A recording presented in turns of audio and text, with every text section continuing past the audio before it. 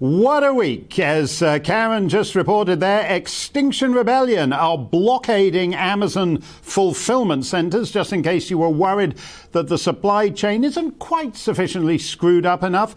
If you're looking for a state-of-the-art gift that's guaranteed to arrive before Christmas, well, it's come down to a choice between two second-hand desktops with Windows 98 and this new Omicron COVID variant, which is already in Belgium.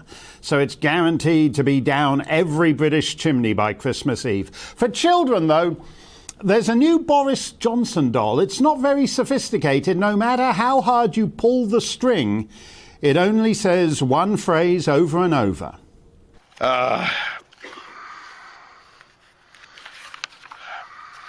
Forgive me.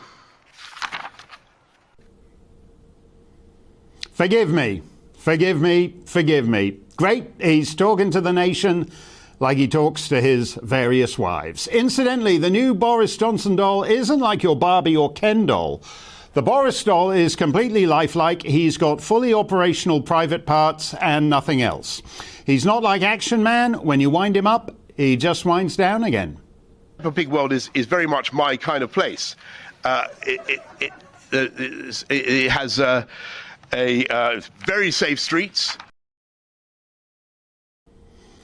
Boris's whole shtick is being a shambles. He has a €600 hairdresser flown in from Paris every week to make his hair look that perfectly disheveled. His suits are handmade not to measure by a Savile Row tailor who measures his waist, then uses it for the inside leg and tosses the whole thing in a skip for a week. If you book him to give a luncheon speech at 1 o'clock, he turns up at 20 past and says, "So I'm supposed to be giving a speech about Northern Ireland?" No, PM, it's about education. Oh, never mind. It's a brilliant act. Or it was. What happened this week was that the Shambles Act became a real shambles. Boris's shambolic persona has itself become a mere shambles of a shambolic persona. Very postmodern, very meta. He can't even shamble anymore.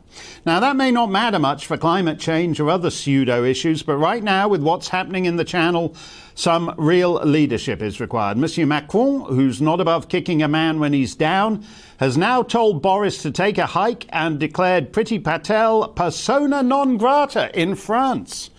She's not welcome on the soil of the French Republic. If Macron was willing to treat every other would-be visitor to France the way he treats Priti, there wouldn't be a problem at all, would there? Most of us aren't very numerate. I said a few weeks back that if recent daily totals of over 1,000 a day on the south coast held up, it would be equivalent to half the newborn babies born in England and Wales each year, or a population the size of Belfast. If we move them all to Ulster, the answer to the Irish question would be Somalia.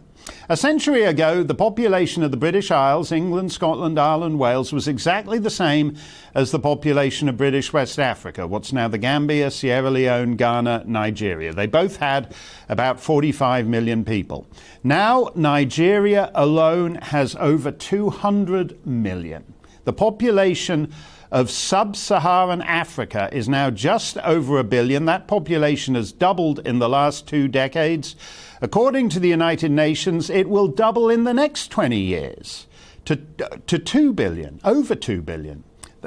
20 years, that's the period from Blair to Johnson, so not that long. In countries that can't support their present populations, huge amounts of surplus manpower will figure out the Mediterranean isn't far and that heading north to Europe is the entirely rational choice. So if we don't solve this problem when it's 1,000 a day, we're unlikely to solve it when it's 5,000 a day.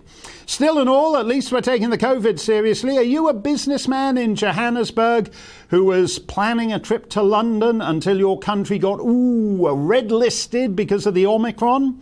Are you a Swazi or Lesotho who's had to cancel a visit to your cousins because you got red listed because of the Omicron? The good news is there's no red list on England's southern shore, no matter how many variants and mutations you're carrying. So come on in.